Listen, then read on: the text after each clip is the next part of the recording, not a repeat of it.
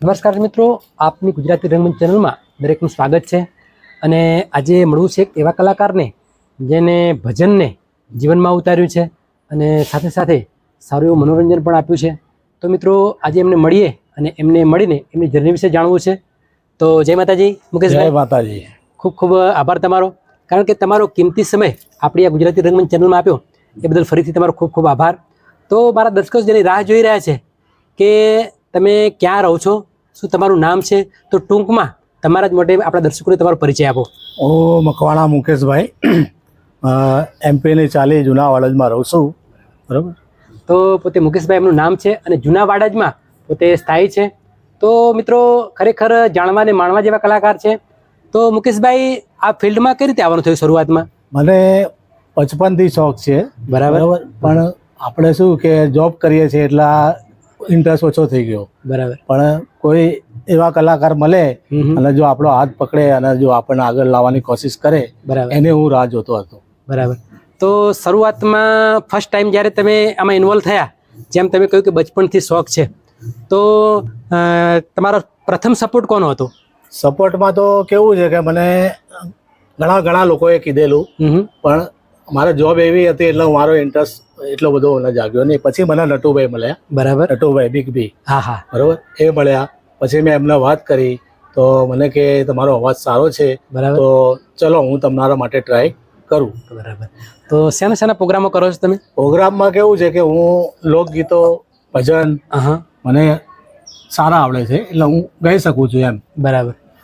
તો તમને વધારે કોઈ કલાકાર ગમતા હોય અથવા તમે કોના ભજન વધારે ગાવાનું પસંદ કરો? ભજનમાં તો મને બધા ભજન ગમે. પ્રફુલ્લ દવે છે, બરાબર, હેમંત ચૌહાણ છે, બધા ભજનો મને ગમે છે. બરાબર. કલાકારોના. સરસ. અને મણિરાજ બારોટના જે સોંગ છે એ બી મને બહુ ગમે છે. બરાબર. તો તમને ગમતું હોય વધારે અને જે લોકોને અતિ પ્રિય બન્યું હોય એવું સરસ મજાનું એક ભજન મારે તમારા અવાજમાં મારા દર્શકોને સંભળાવવું છે, તો ફક્ત 2 લાઈન સારા અવાજમાં. ભજન એટલે મણિરાજનું જે લોકગીત છે એ હું તમને પહેલા સંભળાવું. બરાબર, બરાબર. એનો દુહા સાથે તમને પહેલા સંભળાવું, પછી ભજન સંભળાવું. કઈ વાંધો નહીં, તમને જે ગમે તે.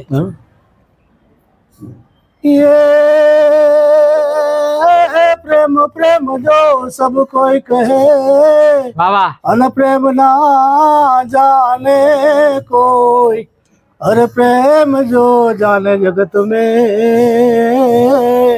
અરે રે આમાંથી જુદા રહે ના કોઈ. વાહ વાહ વાહ, ક્યા બાત હે. અરે રે આમાંથી જુદા રહે ના કોઈ. ખૂબ સરસ.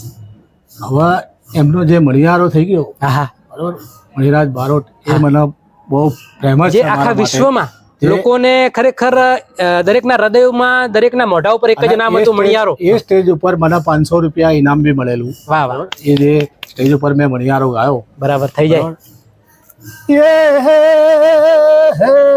મણિયારો આવ્યો ઘરના આંગણે ને કોઈ આવ્યો રે હાળી વાળો મેં, વાહ વાહ. કે હોવે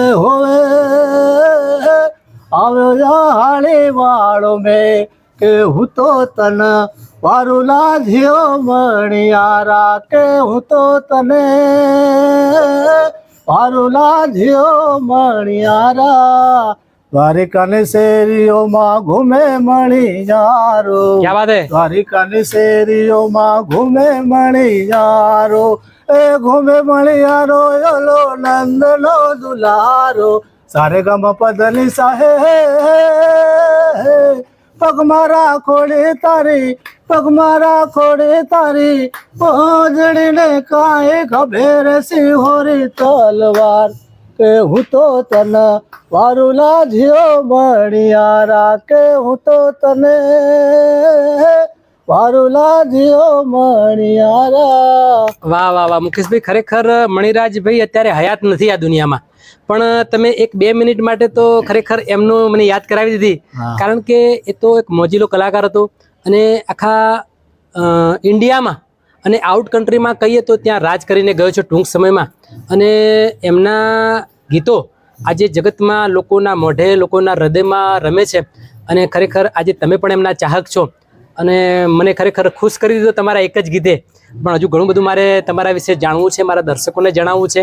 તો મુકેશભાઈ, મારું એવું કહેવું છે કે તમે કહ્યું જેમ કે શરૂઆતની તમારી જે જર્ની છે એક તમે જોબ કરતા હતા, તો કઈ જોબ કરો છો તમે? હું કસ્ટમ જીએસટીમાં જોબ કરું છું. બરાબર, ખૂબ સરસ. જોબ કરતા કરતા એક પરિવાર સંભાળતા સંભાળતા તમે આ લાઈનમાં ઇન્વોલ્વ થયા છો, તો એક થોડો એમાં મુસીબતો તો પડતી છે ઘણી બધી, બહુ આવે છે. કારણ કે બધું સંભાળતા સંભાળતા આ કાર્ય કરવું એટલે અઘરું છે. છતાં પણ તમે એમાં બિના ઝીઝક અને તમારું પોતાનું બધું સંભાળીને કાર્ય, એક તરફ જોબ, એક તરફ ઘર સંભાળો છો અને આ લાઈનમાં લોકોને મનોરંજન પણ પૂરું પાડો છો.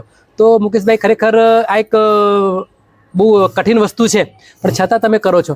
પણ જે આગળ વાત થઈ કે તમારું એક ભજન મારે સાંભળવું છે અને મારા દર્શકોને સંભળાવવું છે, તો 100% સરસ મજાનું તમને ગમતું હોય, તમને મોજ આવે એવું આપણા દર્શકોને એક ભજન સંભળાવો. અરે તું કાળું મારું ક્યાં લઈ જા, ક્યાંય ના જાણો, ક્યાંય ના જાણો રે, ક્યાંય ના જાણો રે. અરે તું કાળું મારું ક્યાં લઈ જા, ક્યાંય ના જાણો. સુખ રે દુઃખ ના પૈડા પર કાળું હાલ્યું જાય. આ તારું ને મારું છે આ દુનિયામાં તો રે.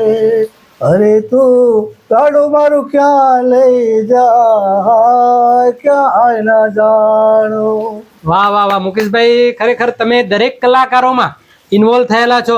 થોડી વારમાં મણિરાજભાઈને જયારે યાદ કર્યા તો એવું લાગ્યું, પણ અત્યારે હાલ મને એવું લાગે છે કે પ્રફુલ્લભાઈ એની ફિલિંગમાં પણ તમે એક સરસ મજાનું ભજન તમે ગાયા.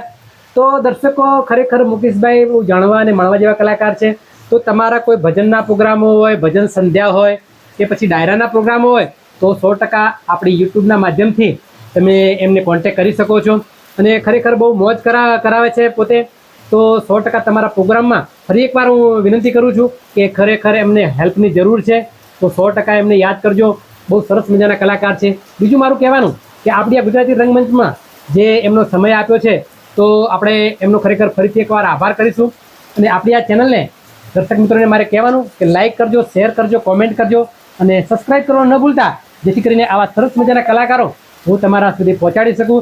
અને બીજું કે મારો બીજો વિડીયો આવે ત્યાં સુધી આ મનુભાઈ અને ભવાની યોગીરાજના દરેકને જય માતાજી, જય ગુરુદેવ.